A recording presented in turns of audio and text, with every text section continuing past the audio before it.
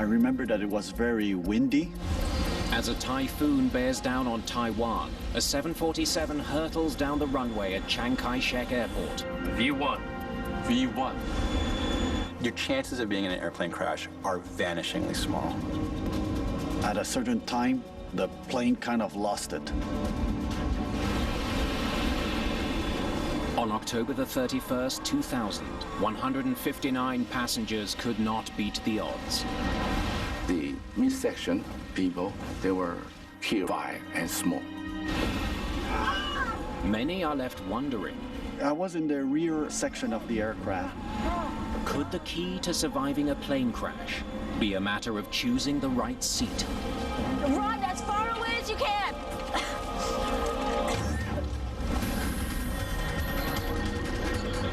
Mayday, mayday.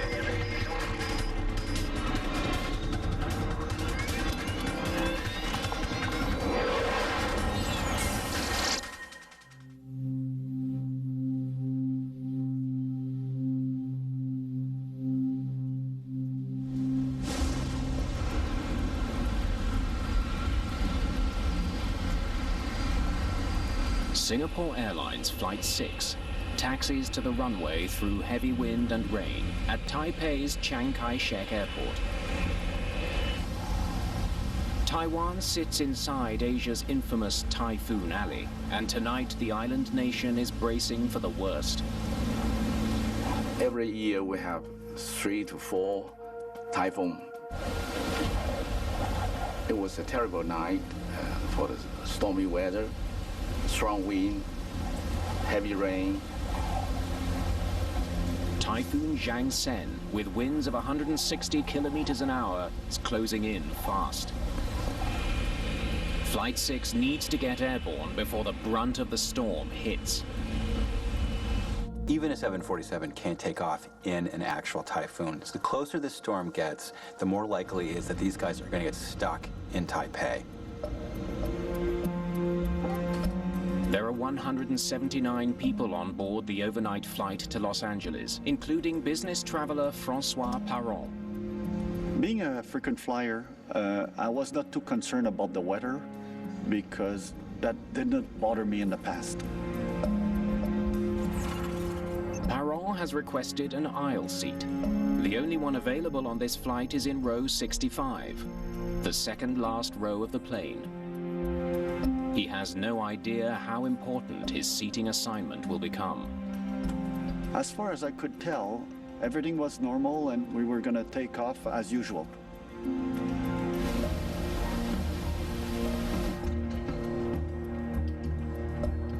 Singapore 6, for your information, surface wind 020 at 24, gust 43.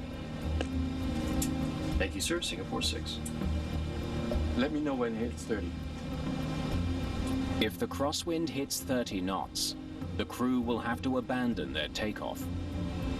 As we were taxiing down the runway, I remember that it was very windy and that the plane was moving left to right.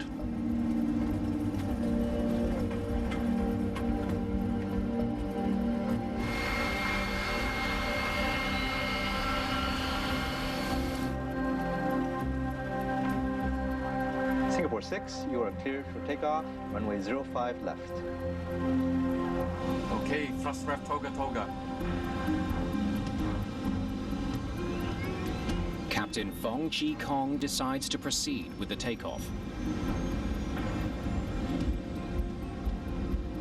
Okay, mind controlled. The 747 accelerates towards takeoff speed, 290 kilometers an hour. V1. V1. As the plane was gaining speed to take off, at a certain time, the plane kind of lost it.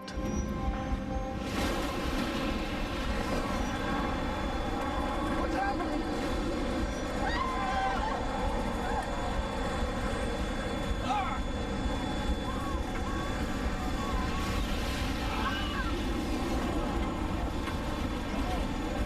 I took the safety position.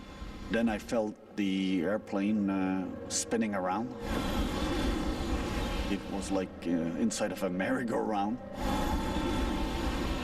I thought I was going to die. The plane's tanks are loaded with 125,000 kilograms of fuel. It ignites immediately. Then I opened my eyes and I saw a fireball coming at me. I was lucky enough to bend down and hide from the fire coming by me. I got burns on my hands and my arm.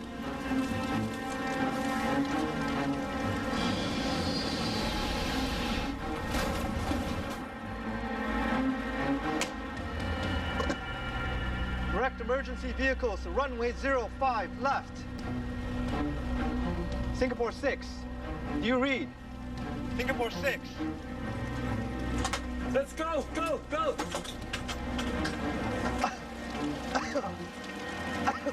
There was smoke in the airplane. We couldn't breathe.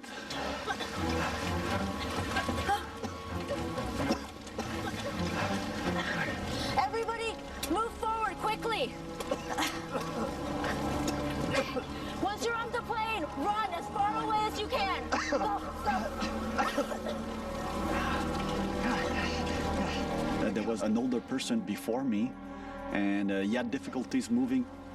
And so I was able to lift him up so that he could move his way. Run away from the plane.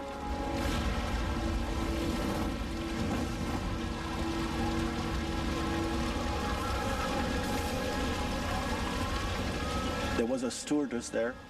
She showed me the direction, where to run. And then we were asked to run away as fast as possible. Rescuers must battle both the flames and the violent storm. It takes about 15 minutes to control the fire and 45 minutes to extinguish all of them. So it's a difficult task for the firefighters.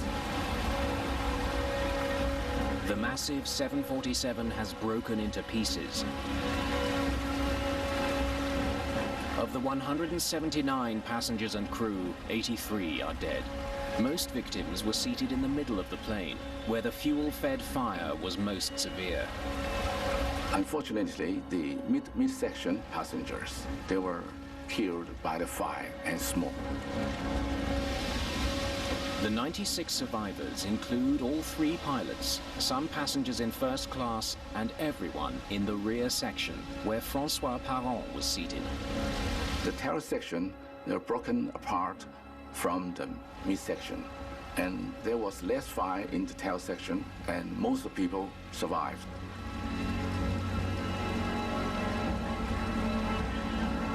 One of Asia's busiest airports is immediately closed.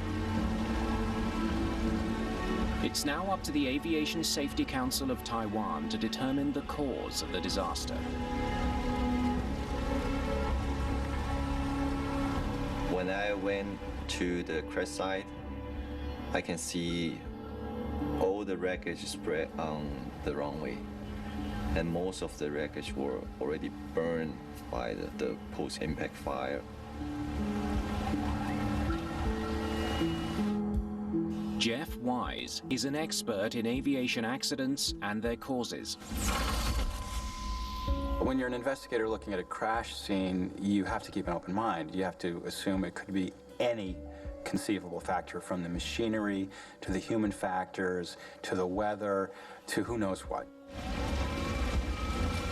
Much of the wreckage is on a runway adjacent to 5 left. Investigators' first thought is, did fierce winds blow the plane off course?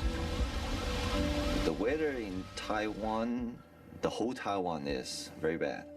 In CKS Airport, the gusts up to 50 to 60 knots. As the typhoon moves in, the winds grow even stronger, making the investigators' work next to impossible. During the stormy weather, it's difficult to do anything outside at the accident site. They can even stand on the runway because the wind is very strong. Let's get inside. This will have to wait. Close examination of the crash site is put off until the storm passes.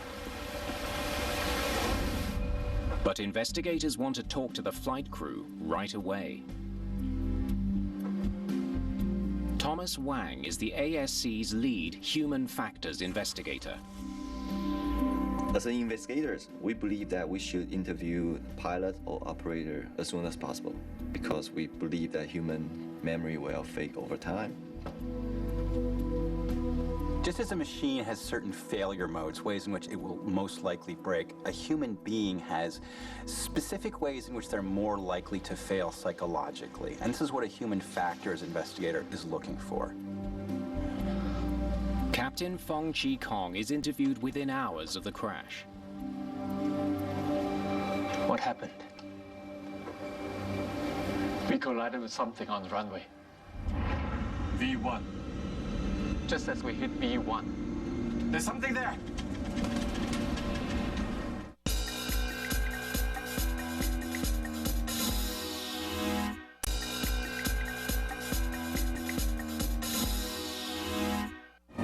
There was something on that runway. Could you tell what it was? No. We could not see all the way down the runway. What happened after you collided? We tried to pull up, but it was too late. We called for an evacuation, but the intercom was dead. Evacuate! Let's go, go, go, go! We attempted to get everyone out of the plane as quickly as possible, but the fire was so intense. There was something on that runway that should not have been there. The focus of the investigation now shifts from the weather to a potential obstacle on the runway. But the search for answers will have to wait until calmer skies return to Taipei.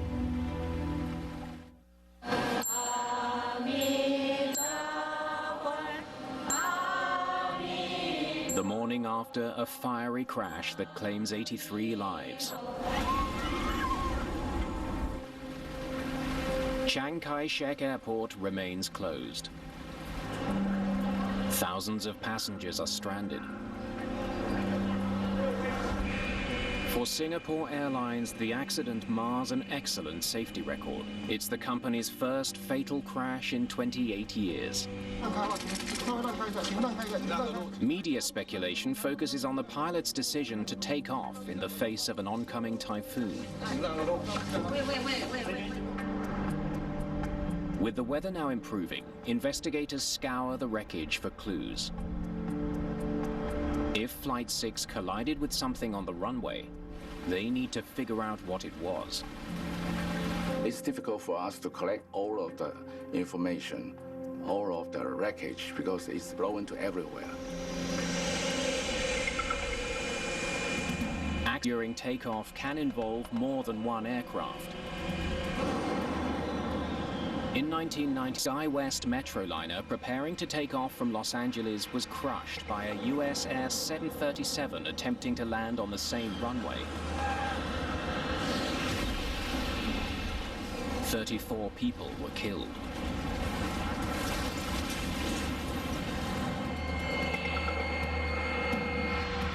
Italy's worst air disaster unfolded on a foggy morning in Milan, when an SAS MD-87 collided on takeoff with a Cessna that was crossing the runway. No one on either plane survived the impact.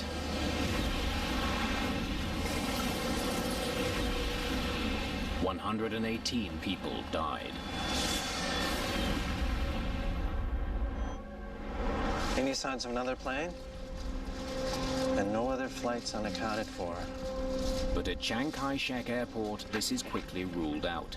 All of the debris appears to be from just one plane, Flight 6. He didn't hit a plane. Investigators need to identify the thousands of pieces of mangled wreckage. Part of the flap assembly. Right wing. The precise location of the pieces should tell them how the 747 came apart. On closer inspection, they make an unexpected find. It looks like pieces of construction equipment are mixed in with the aircraft debris strewn across the pavement. It wouldn't be hard to imagine some large object being blown into an engine or knocking out the windshield. There's lots of things that could have happened. Chiang Kai-shek Airport has 3 runways. Runway 6 is at the airport's south end. Runway 5 left is the one Flight 6 was using. Parallel to that is runway 5 right, a runway closed for construction. Investigators consider the possibility that loose material from the construction site could be the culprit. Maybe the heavy, strong wind blow out something and hit the aircraft, and the aircraft then crash just after the takeoff. If construction material was not properly secured, it might have blown onto runway 5 left directly into the plane's path. There's something there. But investigators soon find evidence that tells a different story. Tire tracks on runway 5 right, heading straight towards the construction equipment. This runway has been closed for weeks. There should be no fresh tracks on it. We can actually see the tire mark of this aircraft, starting from the takeoff point all the way to the first impact point. We can still see that gray tire mark on the runway.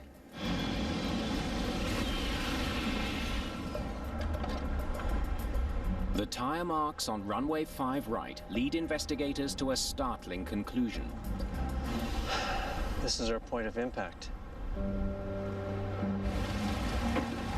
It now seems more than likely that some unimaginable error occurred, putting Flight 6 on the wrong runway.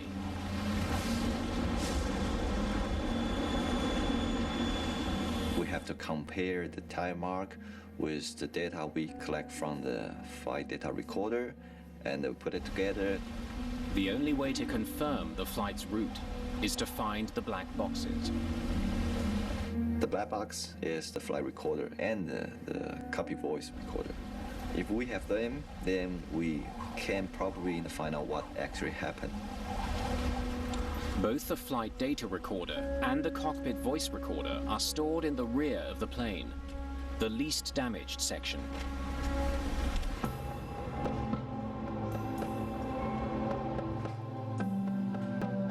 Investigators are able to study the information within a day of the crash.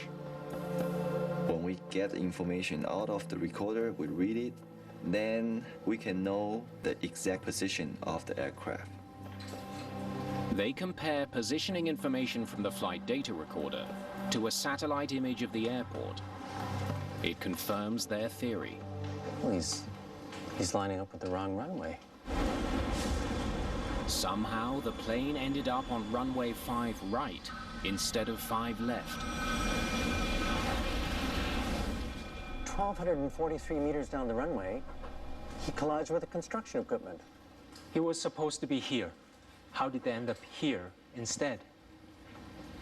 It doesn't seem like a very obvious mistake to take off on a wrong runway.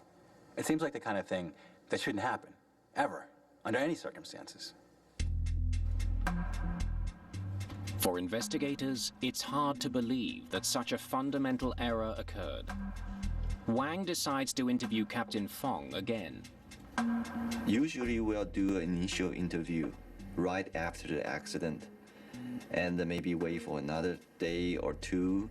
Then we will re-interview again. Maybe at that time they can tell us more about what happened.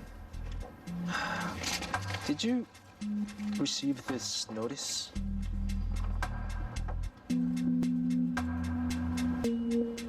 Of course I did. Everyone did. We discussed it during our briefing. Wang learns that the flight crew received written notice that runway 5 right was closed. Tell them we'll take 5 left. According to the flight data recorder, you are not on 5 left. The accident took place on 5 right. You collided with the construction equipment on 5 right. Here's the point of impact.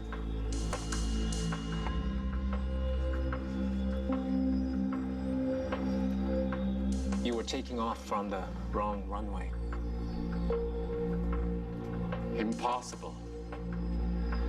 We were on 5 left. I'm sure of it. The 3 pilots believe they were on the correct runway, 05 left, even after the accident happened. What makes you so sure you were on 5 left? The controller would have said if we weren't. Singapore 6, runway 05 left. Wind 020 at 28, gust 50. Cleared for takeoff. With no planes ahead of them, the Singapore pilots received advance clearance to take off as soon as they reached the runway. Clear for takeoff, runway 05 left, Singapore 6. What puzzles investigators is why air traffic controllers didn't notice that the 747 had turned onto the wrong runway. I couldn't see them in that weather. When interviewed, the controllers describe how the storm limited visibility that night to about 600 meters. And they confirmed runway 5 left. That's the last I heard from them. 1,600 meters between the runway and the tower. There's no way he saw them. The crew assumed that the tower was monitoring their progress. But the controller had lost sight of the plane. Investigators now try to determine if the pilots themselves were lost in the storm.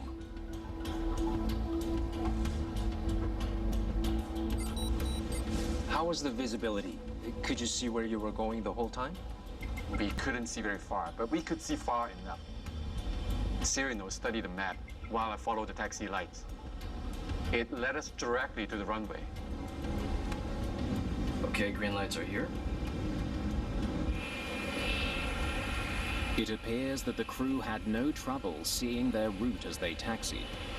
Yet Flight 6 still ended up on the wrong runway. Was this the map you were using? Yes. You didn't have any trouble reading it? I wasn't reading it. My first officer and the relief pilot were following the map. I only glanced at it when the route changed. They changed the route? Yes. Wang learns that the ground controller issued a last-minute change for their route to the runway. Singapore 6 requests taxi. Singapore 6, taxi to runway 06 via taxiway. Correction, runway 05 left via taxiway Sierra Sierra, West Cross, and November Papa. I missed that. What was it? Sierra Sierra, West Cross, and November Papa. Pilots have to deal with last-minute changes all the time. The situation becomes complicated, it becomes hairy. Now you've got a typhoon bearing down on you, you've got time pressure. You're also having to deal with a difficult environment for taxiing. You've got crosswinds, you've got gusts. So you're under pressure.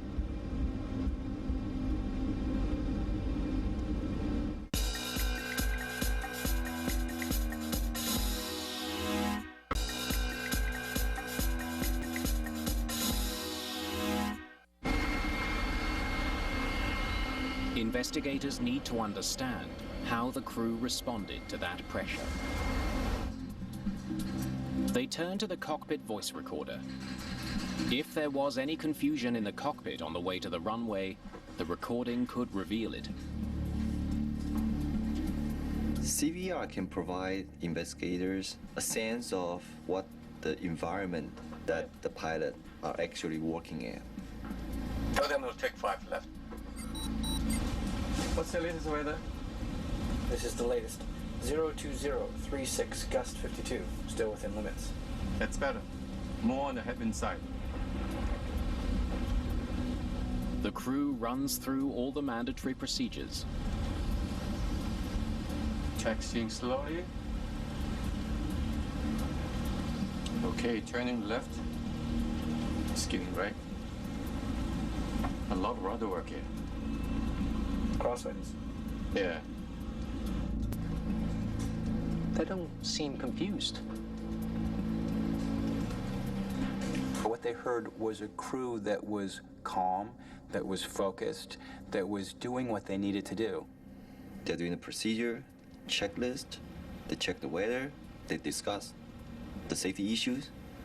So if pilot doing everything they're supposed to do, why didn't the accident happen?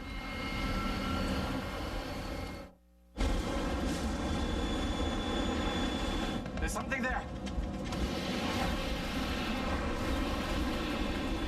Taiwanese investigators still can't answer why the crew of Singapore Airlines Flight 6 made the fatal error of turning onto the wrong runway.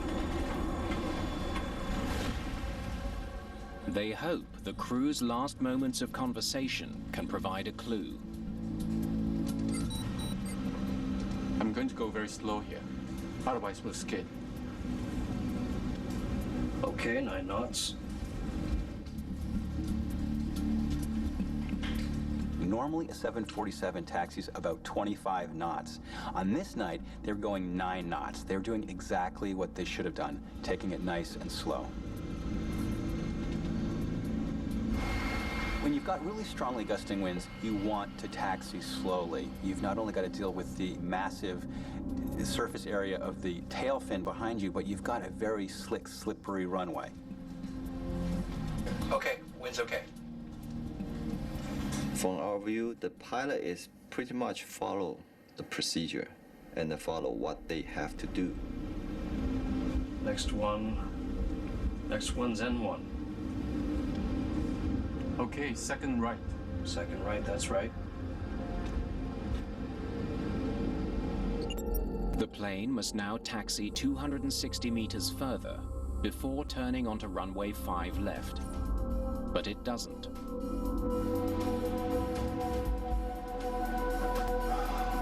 So, why did they turn here? Investigators study the pilot's work records, looking for anything that could help explain their mistake. We will collect the pilot's training record at least for 3 years before the accident. Captain Fong Chi Kong started with Singapore Airlines as a cadet over 20 years ago. He'd flown out of this airport more than 10 times. First Officer Latif Serrano was a former officer in the Singapore Army. He's flown with Captain Kong several times before. Almost all his hours were on the 747. The relief pilot, Captain Ng Keng Lang, had 8 years' experience and was used to long flights. So for a commercial pilot, they're a very experienced team. Every one of them was a better than average pilot. They all had excellent records. And yet, somehow they made an unbelievable mistake. The why the 3 pilots cannot tell the difference when they take off from 05 right. Something must have led the crew to take a wrong turn. But exactly what remains a mystery.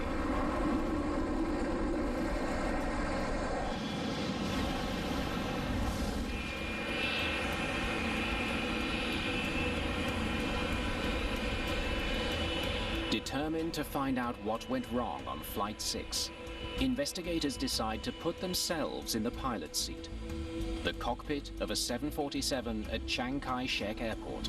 All right, let's get going. In similar weather conditions, they follow the route taken by Flight 6. We want to know what the pilot's working environment and what outside environment may affect their decision, situation awareness or their decision making during that night. They taxi slowly towards runway 5 left, matching Captain Fong's speed. Okay, take the turn on N1. nice and slow.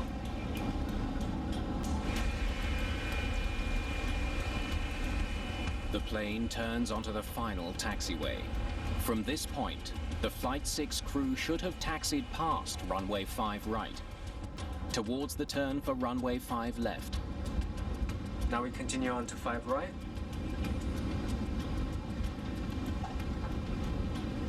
How could they have missed that sign? It's huge. Signs marking 5 right are clearly visible from the cockpit. But investigators see nothing that would tell a pilot the runway is out of service. There is no indication that this runway is closed. Green lights as far as I can see. They were seeing ambiguous information. There were some signs that it was a runway. There were some signs it wasn't a runway. But because they were expecting to see a runway, that's what they saw. But inside the cockpit, there is an indication that the plane is on the wrong runway. The instrument landing system isn't locking onto a beacon that should be dead ahead. This should tell you something's not right. If the plane had been on the correct runway, the display would have been centered. Before departing, pilots program the plane's computer to lock on to a beacon at the end of their designated runway. Flight 6's navigation system would have been scanning for that signal just before takeoff. The beacon was clearly off to their left, not ahead of them. Investigators need to know how the pilots could have missed this obvious sign. They once again study the information from the FDR and compare it to the cockpit voice recorder. Okay. It's coming in fast. The longer we delay, the worse it's going to get. Agreed. The voice recording reveals that the crew wanted to get off the ground before conditions got any worse. It's a challenging environment, and the longer they wait, the more challenging it's going to get. Typhoon Jiangsen is bearing down on Taipei, threatening to ground all flights at Chiang Kai-shek Airport. The crew of Flight 6 knows their 14-hour journey to Los Angeles is on the verge of being cancelled. 2-4, gust, 4-3. Relief pilot Ng needs to carefully calculate the crosswinds, checking to see if they've exceeded 30 knots, the point at which they will have to abort the flight. Wind direction during takeoff is critical. Pilots want to fly into a headwind to attain maximum lift. A strong crosswind can literally blow a plane off the runway. Singapore 6, runway 05 left. Wind 020 at 28, gust 50. Cleared for takeoff. Right now, the pilots are passing signs that clearly identify the runways. What happens in the next few seconds is the key to why they missed them. 020 from the left. 020. The winds consume the crew's attention. They were scrupulously looking at the tables to figure out if they had exceeded the crosswind component. They were checking it so meticulously that they weren't paying attention to something else. 28.5. It's getting close to 30, sir. Okay.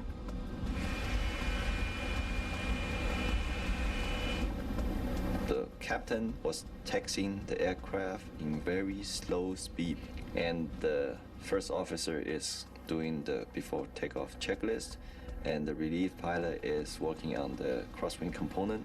So all pilots, they are occupied by something. They do not have enough attention to actually check which runway they are taxiing onto. I'm going to go very slow here. Otherwise, we'll skid. Okay, 9 knots. The crew was so concerned with taxiing safely to the runway that they stopped paying attention to where they were headed. They believe they are making a right turn onto the correct runway. Unfortunately, that's not the correct runway. That's 05 right. What you've got here is a classic case of tunnel vision. You've got pilots who are working under enormous stress, time pressure, the safety of their passengers are of concern, and so their ability to deal with multiple streams of information is becoming narrower and narrower.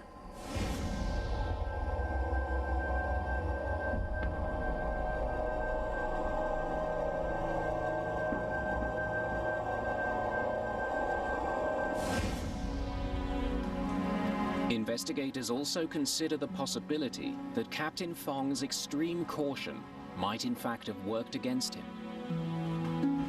Okay, 9 knots. The captain intentionally taxis slowly. The captain says to the crew, keep it slow, be careful, let's really focus on what we're doing. And they do, but they focus on the wrong things. Captain Fong was taxiing at a speed of 9 knots, about 16 kilometers an hour. Because the turn took so long, Captain Fong might have thought he'd gone further than he really did. So much time had passed that he may have thought he had already reached runway 5 left. One of the real heartbreaking moments of this tragedy is that instant when they come so close to noticing that something's wrong. Just before takeoff, the crew had one last chance to avoid disaster. The first officer points out they're nowhere near the center line of the runway. And the PVD hasn't lined up. It should have been a warning to the crew that something was wrong. Never mind.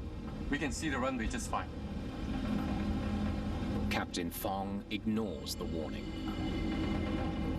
The big irony of this crash is that they were taking off in very dangerous circumstances, near the limit of what their plane was capable of handling. But it wasn't the weather that did them in, but rather the pressure of dealing with the storm distracted them from what turned out to be the real question: were they in the right place? Ready, sir. Left aileron into wind. The human brain is always trying to convince itself that it has a complete picture of what's going on. And so that when contradictory information comes in, there's a tendency called confirmation bias to ignore it and to concentrate on what you think is happening. Okay, my control. V1. V1. What happened next was inevitable.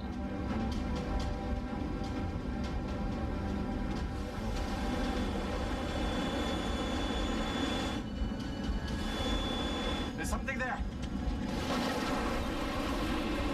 There's the point of impact. The clues were there. They ignored them. The entire tragedy would have been avoided if the crew had picked up even one of these clues.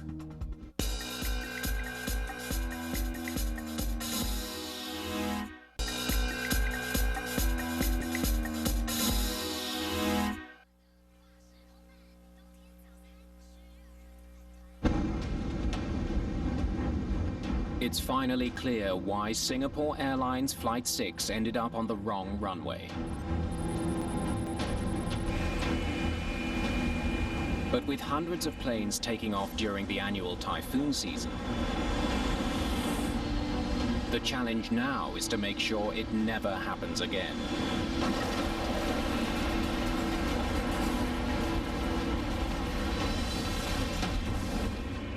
Taiwan's Aviation Safety Council recommends swift changes to pilots' procedures and training.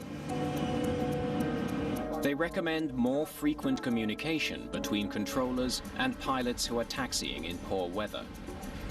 Pilots must now report each of their movements to the controller as they make them.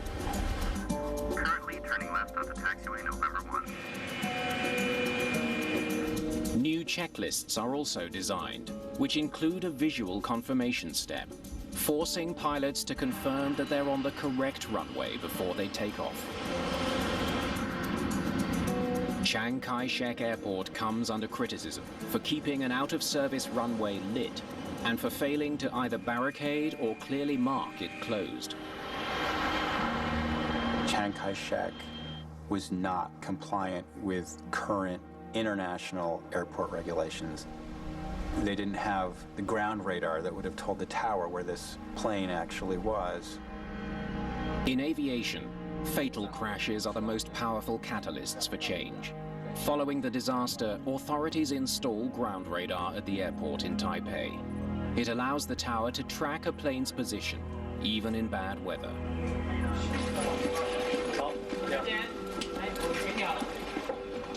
Singapore Airlines comes down hard on the pilots of Flight 6. The captain and first officer both lose their jobs. One of the lessons of this accident is that you can have an exemplary crew performing their duties with utmost care, and they still make a mistake with fatal consequences. The crash of Flight 6 also highlights another lesson. The decisions passengers make before takeoff, including where to sit, can sometimes make the difference between life and death.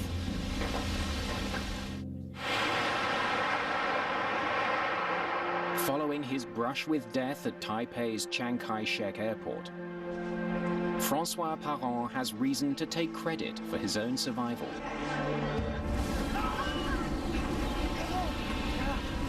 It was just basic survival instinct, and we had no time to think about what's happening.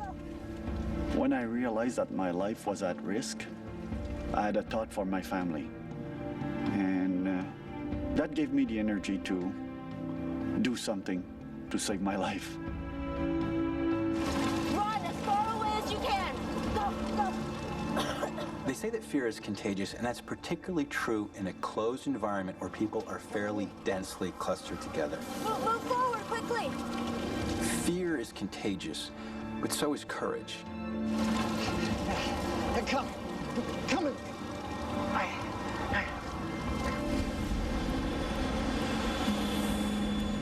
The accident in Taiwan raises the question, what can passengers do to improve their odds of surviving when disaster strikes?